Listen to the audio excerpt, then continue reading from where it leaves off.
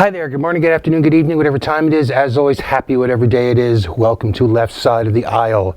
I'm your host, my name is Larry Erickson, and for the next nearly half hour, I'm going to be talking about some things that I think are important and I think are worthy of your notice. If you have any reactions or comments on the show, you can send them to me directly. My personal email is whoviating, WHOVIATING at AOL.com, or you can go to my website, which is called Lotus Surviving a Dark Time, and the URL will be over here somewhere a couple times during the show. And you can leave a comment there, or you can get the email address from there if you didn't catch it. If you do send me email, though, please include something in the subject line to make it clear this is not spam. And be a little patient about getting an answer, because I stink at answer email. But also, I want to say that for those of you who were looking for a new show last week, my apologies. Wasn't able to do the show. A bout of gastroenteritis will do that to you. And also, some news that happened just this morning. This show is being done on Wednesday.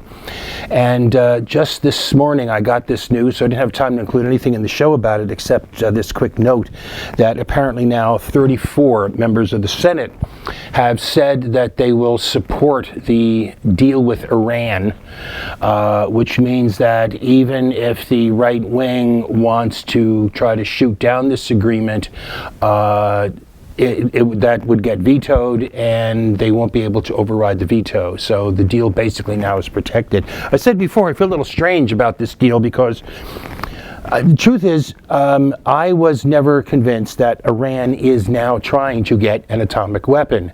And a lot of this struck me as, 6 major nations trying to bully Iran into doing what they wanted. But the deal is better than not having one. The alternative would not be just a peace or a greater understanding or an acceptance of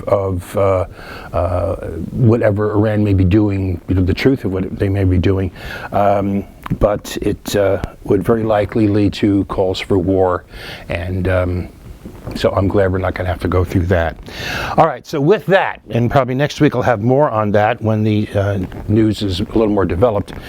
But we're going to start with some good news, as I always like to. Starts back in 2012, the state of Connecticut abolished the death penalty. It became the 17th state in the nation, and at that point the 5th in 5 years to do so. However, a question remained about the prisoners who had already been put on death row before the law was changed. Well, on August 13th, the Connecticut State Supreme Court answered that question.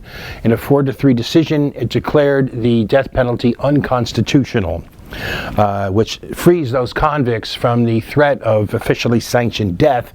Instead, they will now serve life without parole. Now, the court made reference to the repeal, in its decision, finding that in light of the 2012 law, quoting, "This state's death penalty no longer comports with contemporary standards of decency and no longer serves any legitimate penological purpose." The ruling also advanced reasons beyond the change in the law, including, and I'm quoting here, the freakishness. And some of this language I find very striking coming from a court. But the freakishness with which the sentence of death is imposed, I'm quoting the court again, the rarity with which it is carried out, and the racial, ethnic, and socioeconomic biases that likely are inherent in any discretionary death penalty system. Thus, the court found the death penalty, again quoting, fails to comport with our abiding freedom from cruel and unusual punishment. And what's more, I would add that since medical experts will agree when you ask them that there's actually no such thing as humane execution, despite the claims of the proponents of various forms of official murder, because no execution can be humane, it can well be argued that execution is by its nature cruel and so should be stopped. And in Connecticut, happily, it has been. On another pretty good news front, developing good news front, it appears that the bigots are slowly but surely being brought to heel. You may have heard about the case of Kim Davis. She is the county clerk of Rowan County, Kentucky, who has refused to issue marriage licenses ever since the Supreme Court decision in Obergefell v. Hodges. That's the case that declared bans on same-sex marriage to be unconstitutional. Davis insists that as an apostolic Christian with a supposedly religious objection to same-sex marriage, she should be allowed to refuse to issue marriage licenses to same-sex couples. That is, she should be free to impose her own lifestyle choices, because, after all, what religion you are surely is a lifestyle choice, isn't it? But she should be free to impose her own lifestyle choices on those who come before her. Or to put that more bluntly, she wants to be free to refuse to do her job while still keeping it. She was sued by 4 couples, 2 straight, 2 gay.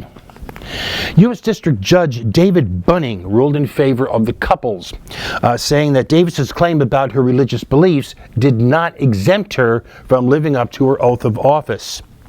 On August 26, the Sixth Circuit Court of Appeals agreed.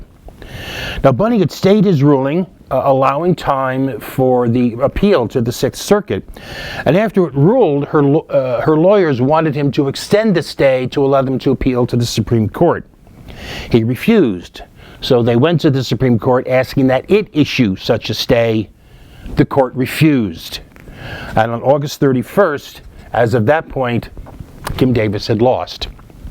Which meant that on September 1st, Kim Davis had to go to her office and refuse to issue marriage licenses in direct defiance of the court order.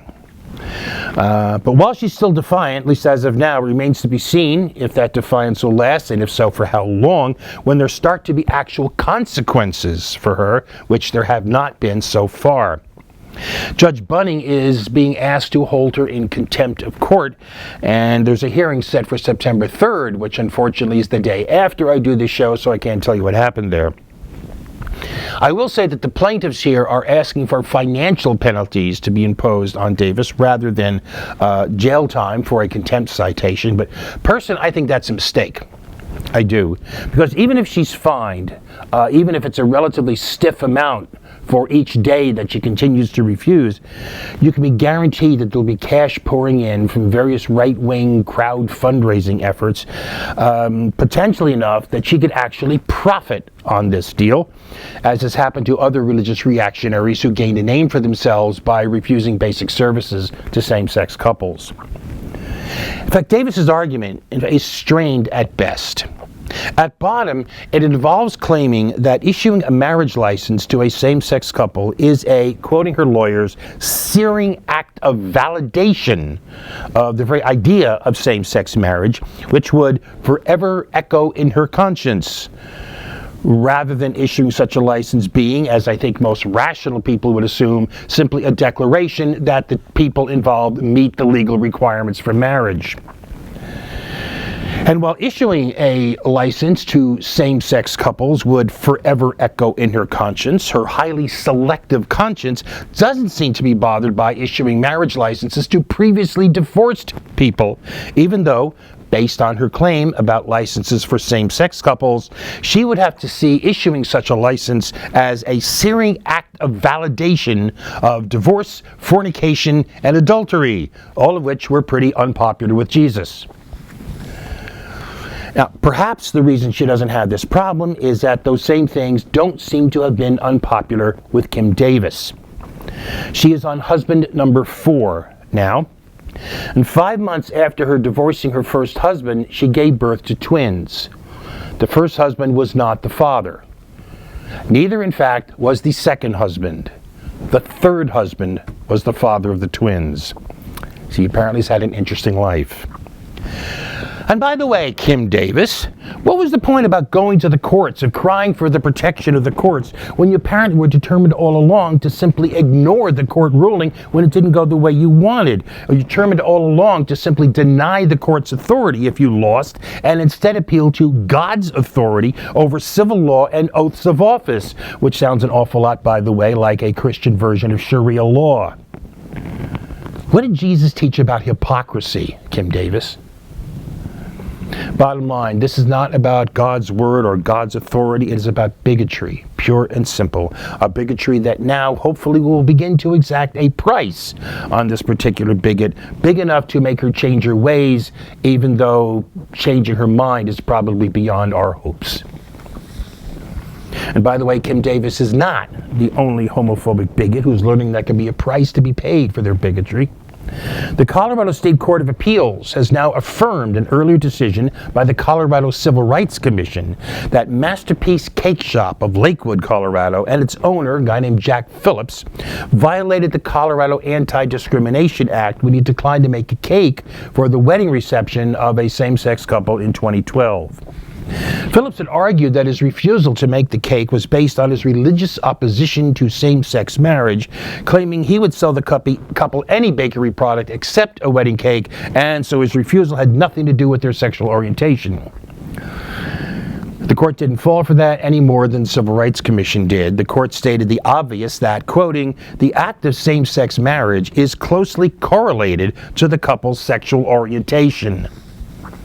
Nor did it fall for the claim that being unable to discriminate is a violation of Phillips' First Amendment rights, because he said having to serve same-sex couples by making wedding cakes compels him to convey a celebratory message about the ceremony itself, which actually is very similar to the kind of argument that Kim Davis used, that, you know, if I say that this is legally acceptable, it means that I actively endorse it.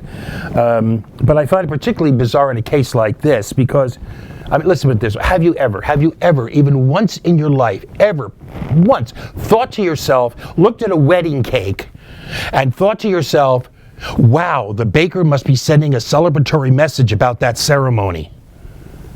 I mean, have you ever even thought about what the baker thinks about this?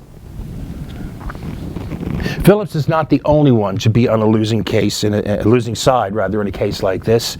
Colorado is now at least the fifth state, the others being New Mexico, Oregon, Washington, and New York, which have found that laws barring discrimination on sexual orientation do bar businesses from turning away same-sex couples, and appeals to God and claims of a right to discriminate based on your personal religious beliefs are not going to make the cut. As I said, it appears the bigots are slowly being brought to heel, far too slowly, but it is happening, and that is good news. All right, last before the break, this is something I've talked about a few times. I actually don't even know why I bring it up here. I know most of you really aren't interested in this. You possibly couldn't care less, except sort of philosophically about it. But it's something that I've been following over the years. I don't know why this particular world tragedy moves me more than others do. I don't know why it affects me so much. I found it a sad tale, a very depressing kind of. Maybe it's because this particular tale is so marked with hopes that have been raised and then shot down, often literally. It is the case of South Sudan. Now, the borders of Sudan, in the words of the BBC's Southern Africa correspondent, seem to have been drawn up on the back of an envelope by the colonial administrator. It resulted in a nation with a largely Arab Muslim north being stitched together with a largely Christian and animist black African south. You could predict the result. It was civil war. Civil war broke out, lasted a time, died off, and then in 1983 it broke out again. This civil war that started in 1983 lasted 22 years. 2 million people died. It was the biggest death toll of any war since the end of World War II. 4 million more were driven from their homes. And finally, after 22 years, when both sides were drained of blood and exhausted, an agreement was reached that allowed the South to vote whether or not to become independent. That vote, in accordance with the agreement, finally came in the year of 2011 on schedule, and the vote for independence was nearly 99%. South Sudan became the world's newest nation. It is still today the world's youngest nation. Hopes at the time were sky high for a short time. Without an external opponent to override local ethnic and tribal rivalries and conflicts, the Sudan People's Liberation Army, or SPLA, this was the force that was actually on the one side of the struggle for independence, the SPLA turned on itself.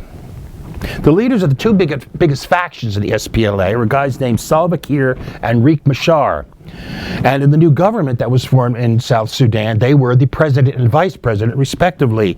But within months, Kiir was accusing Machar of trying to foment a coup against him, and Machar was accusing Kiir of making the whole thing up in order to justify destroying his political opposition. And things escalated and spiraled out of control and broke out into renewed civil war, a South Sudanese civil war, in December of 2013. In the time since, the pattern has been months of fighting, followed by a ceasefire, which broke down usually in hours, and then more months of fighting, followed by another ceasefire, which broke down, and so on. Well, about 2 weeks ago, Machar, the main rebel leader, and again the former vice president, agreed to a compromise peace settlement. The difference here, this is not just a ceasefire, this is actually a settlement, okay? President Kiir, however, he stalled. He didn't meet the deadline for agreement. He said he needed more time, and he had reservations about the agreement and how it was reached. Well, credit where it's due, the Obama White House made no secret of its deep disappointment that Kiir was squandering the opportunity to bring peace to South Sudan. Basically, Kiir was stalling for time, and the White House, in effect, told him, "You don't have any." On August 26th, Kiir signed. So once again, there was hope in South Sudan. And again, there are already reports of violations of the ceasefire, which each side accusing the other one of being the guilty party. However, we probably should not give up on the fragile hope that's been established just yet. In chaotic situations like this, it's actually rare for a ceasefire to take full effect immediately. Usually the fighting doesn't just instantly stop all at once. Rather, more common occurrence is for a rapid decline, a rapid tapering off of fighting. And in fact, watching for that pattern of a rapid tapering off is a sign, when you see it, it's a sign that both sides are actually serious about doing this. In fact, it's even more important here to hold off judging for a bit, because it's not even clear that all the rebel units are under Machar's control. Fighting may be being generated by small independent groups, which is both good and bad. It's good because this would likely mean, if that's the case, this would likely mean that large-scale nationwide fighting is unlikely to reemerge. But it's bad because it means that small local conflicts could continue almost indefinitely. The conclusion that I would draw here myself is that if I can come back here next week without having to note a significant increase in fighting, if I don't have to note a breakdown of this frankly tenuous peace accord, which still has a lot of and a player to be named later about it, but if I can come back next week and say the ceasefire is holding for the most part, then we can at least hope that the people of South Sudan will have enough time, enough of a respite to at least bury their dead. And the fact that that is something to be hoped for is a measure of just how great the tragedy is. Let's take a break.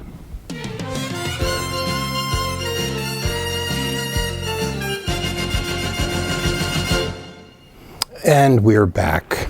And we're back just in time for one of our regular features. It's the Clown Award, given as always for meritorious stupidity. You remember this guy? His name is Mike Jeffries. He's the CEO of Abercrombie & Fitch. And he got himself into hot water a couple of years ago when he was found saying that in every school there are the cool kids and there are the not so cool kids, and we go after the cool kids. And a lot of people don't belong in our clothes, and that he didn't want big people shopping in his stores. Well, it appears he has company. His name is Patrick Coderre, and he is the UK managing director of the fashion line known as Hervé Leger. In a rather bizarre recent interview with the UK newspaper The Daily Mail, he spouted off a list of the types of women who he has decided should not wear the line's signature bandage dress. His list included voluptuous women, women with prominent hips and a very flat chest, none of who, it seems, can offer the proper silhouette. Oh, by the way, also older women shouldn't, because they shouldn't be wearing youthful clothes. And lesbians shouldn't, because lesbians, or at least committed lesbians, whatever the hell that means, they want to be, quoting him, butch and leisurely. You know, I have to think that fashion, and I don't mean just the designers who seem to be incapable of designing clothes for more than one body type and then blame women for not all being that type, but the whole clothing business, right down to the retailers, I've got to think that this is the most sexist industry in the nation, if not the world. I suppose you could argue that point, but you can't argue this one. Patrick Coder, who was now the former UK managing director, is a clown. All right, next up, one of our other regular features. This is the outrage of the week. You surely know about the execution-style murder of a policeman in Houston. Harris County Sheriff's Deputy Darren Goforth was filling up his patrol car at a gas station when someone came up behind him, shot him in the back of the head, and then continued to shoot him as he lay on the ground. Within 24 hours, police had arrested Shannon Miles for the crime. Goforth was white, Miles is black. This was a vicious and apparently unprovoked crime committed by someone with multiple previous arrests, including criminal mischief, disorderly conduct with a firearm, and 2 for resisting arrest, and in 2012 was declared mentally incompetent to stand trial when he was charged with aggravated assault with a deadly weapon. Despite that background, Harris County Sheriff Ron Hickman claimed to immediately know the real cause for the shooting. It was, he said, the Black Lives Matter movement. There's no evidence linking Miles to this movement, but it doesn't matter. He knew that was the cause. Quoting him, when the rhetoric ramps up to the point where calculated cold-blood assassination of police officers happens, the rhetoric is out of control. We've heard Black Lives Matter, all lives matter, well, cops' lives matter too. And he wasn't the only one doing this. Devin Anderson, who was the district attorney for Harris County, called this open warfare on law enforcement. What, criminal history? A history of violence? Hey, we don't need no stinking history. Motive? We don't need no stinking motive. We know it was all about that Black Lives Matter nonsense. Well, a connection to that movement? We don't need no stinking connection. I told you, we know that was the cause. I mean, you got black people saying that Black Lives Matter like they actually mean it. You got people who are angry about the fact that despite progress, blacks are still more than twice as likely to get killed by cops than white people are. You got people who are furious that 9 months later, officials are still investigating the police murder of Tamir Rice. The first thing you know, you do all that and you get those people all riled up. And of course, once some jackass like Sheriff Hickman, with the emphasis heavily on the first syllable there, but once some jackass like Sheriff Hickman says it, then it becomes news. And so it's legitimate for Fox to be all over it, pounding away, desperate to turn it into a meme that the right wing can use to hide behind. In discussing Deputy Goforth's murder the evening of August 31st, Fox and Friends ran an on-screen banner calling the Black Lives Matter movement a murder movement. Their guest on this segment called the protesters slime, filth, and cop haters. In a different segment, Elizabeth Hasselbeck asked a different guest, why has the Black Lives Matter movement not been classified yet as a hate group? The answer she got, by the way, was, well, it should be, but it's being financed by the leftists, which has got to be one of the most non sequiturs I've ever come across. Also on Monday, a guest on the Fox talk show The Five called the Black Lives Matter movement a criminal organization. And also on Monday, you realize this is all just coincidence. There's no coordination of message going on here. Absolutely not. Also on Monday, Bill O'Reilly on his show called the movement a hate group. Fact is, this is beneath contempt, all right? This is nothing but a conscious and deliberate campaign to undermine and discredit the movement with a program of misdirection and deception that looks to make all black people responsible for the actions of any individual black person, because no lone wackos allowed if you're not white. And adds fear-mongering with the blatantly racist dog whistle that black people are incapable of controlling themselves, so their anger is inherently threatening and dangerous, making any black protest movement murderous, criminal, and hating. And why are they so eager to discredit this movement? Because it's having an impact. A Pew Research Center survey from last month found that 53% of white Americans think the country needs to continue changing to give blacks equal rights. Now, that percentage is distressingly low, but it's an increase of 14 percentage points from last year.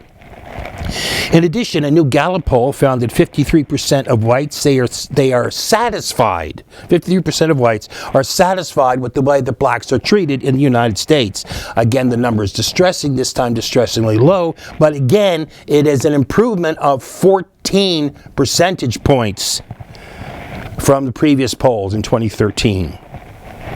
So the lies get told and the memes get spread to head off the terrifying prospect of change and loss of white privilege.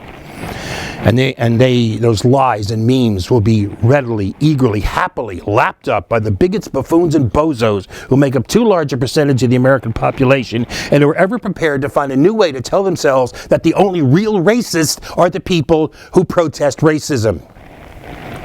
I fully expect the phrase murder movement to be appearing in comments at various websites if it hasn't already. It's frustrating, it's depressing, it's an outrage. All right, so with that, I have to finish up with something a little better. It's just a story I wanted to tell, okay, about something I wish I had the chance to see. To see it, you have to take Wisconsin State Route 85, a few miles south of Eau Claire. Now, by all accounts, Route 85 is a pretty road, goes through farm country. The road is often lined with cornfields or soybean fields. But at least for now, there is something different. A strip of sunflowers, 60 feet wide, and 4.5 miles long.